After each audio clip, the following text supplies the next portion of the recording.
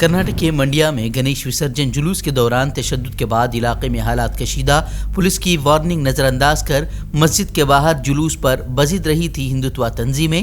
RSS اور بجرنگ دل کے کارکنان کی موجودگی نے مزید بگاڑے حالات، صورتحال قابو میں لانے کے لیے پولیس کو کرنا پڑا لاٹھی چارج، جبکہ ہندوتوا تنظیموں نے مسجد سے پتھراؤ کا لگایا الزام، 21 افراد اب تک گرفتار۔ واقعے کے بعد BJP اور ہندوتوا تنظیموں کا بنگلور میسور ہائی وے بلاک کر احتجاج، جلوس پر پتھراؤ کرنے والوں کی گرفتاری سمیت مظاہرین پر لاٹھی چارج کرنے والے پولیس اہلکاروں پر کارروائی کا کیا مطالبہ، کانگریس نے اسے بدامنی پھیلانے کی BJP کی سازش قرار دیا۔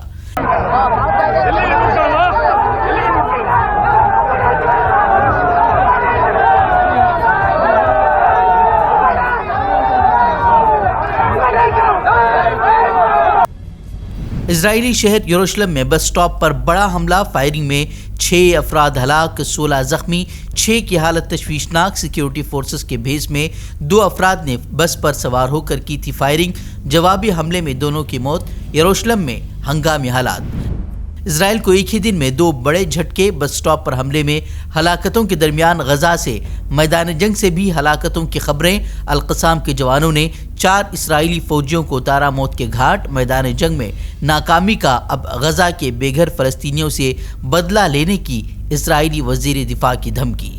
یورپی یونین نے یروشلم حملے کی مذمت میں جاری کیا بیان، کہا فلسطینی اور اسرائیلی شہری بہت عرصے سے بن رہے ہیں تشدد کا نشانہ، کہا کہ یہ حملہ دکھاتا ہے کہ فوری جنگ بندی کی ضرورت ہے، کہا ہر انسان کی جان قیمتی۔ بہار میں SIR پر سپریم کورٹ کا اہم فیصلہ، آدھار کارڈ کو بطور دستاویز قبول کرنے کی دی ہدایت، کہا آدھار شہریت کا ثبوت نہیں لیکن شناخت کے ثبوت کے طور پر کیا جائے قبول، جبکہ افسران کے پاس رہے گا آدھار کی صداقت اور اصلیت کی جانچ کا حق۔ ملک میں مظلوم فلسطینیوں کی حمایت بنتا جا رہا ہے جرم، UP کے قنوج میں 12 ربیع الاول کے جلوس کے دوران فلسطینی پرچم لہرانے کے الزام میں 2 نوجوانوں کے خلاف مقدمہ، 1 گرفتار جبکہ 1 نابالغ کو بھیجا گیا جوینائل ہوم۔ سوشل میڈیا پر ویڈیو وائرل ہونے کے بعد پولیس کی کارروائی۔ نیپال میں سوشل میڈیا ایپس پر عائد پابندی کے خلاف کئی شہروں میں پرتشدد مظاہرے، جگہ جگہ آگزنی اور توڑ پھوڑ، پارلیمنٹ کے اندر تک گھس گئے مظاہرین، اب تک 14 افراد کی موت۔ وزیر اعلیٰ نے طلب کی ایمرجنسی میٹنگ، کئی علاقوں میں کرفیو۔ 4 ستمبر کو حکومت نے فیس بک، انسٹا، یوٹیوب، واٹس ایپ سمیت کئی سوشل میڈیا پلیٹ فارم پر لگا دی تھی پابندی۔ نائب صدر کے انتخابات سے قبل انڈیا اتحاد کے امیدوار B سدرشن ریڈی کا جذباتی پیغام، پارٹی مفاد سے اوپر اٹھ کر قومی مفاد میں ووٹ ڈالنے کی ارکان پارلیمنٹ سے کی اپیل، بولے یہ صرف ووٹ نہیں، ہندوستان کی روح کی حفاظت کا فیصلہ۔ دہلی کے قریب فرید آباد میں دردناک حادثہ، AC میں آگ لگنے سے ماں باپ اور بیٹی کی موت، بیٹے نے دوسری منزل سے کود کر بچائی جان، پولیس تحقیقات میں مصروف۔ جنوبی کشمیر کے کولگام کے جنگلاتی علاقے میں عسکریت پسندوں اور سیکیورٹی فورسز کے مابین مدبھیڑ، 1 عسکریت پسند ہلاک، 1 فوجی جوان بھی زخمی، علاقے میں آپریشن جاری۔ تلنگانہ کانگریس وزیر اعلیٰ ریونت ریڈی کے خلاف BJP کے حد کے عزت مقدمے کو سپریم کورٹ نے کیا خارج، عدالت نے کہا سیاستدان کے پاس تنقید برداشت کرنے کی ہونی چاہیے صلاحیت، سیاسی لڑائیوں کے لیے عدالت کا استعمال نہ کرنے کو لے کر عدالت نے BJP کو کیا خبردار۔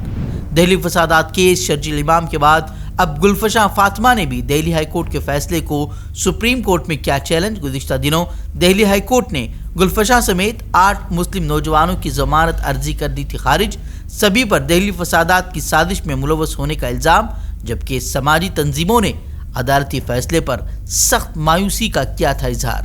پارٹیشن کو لے کر گودی میڈیا اینکر انجنا اوم کشپ کے نفرتی پروگرام کے خلاف مقدمہ چلانے کا لکھنؤ کی عدالت نے دیا حکم۔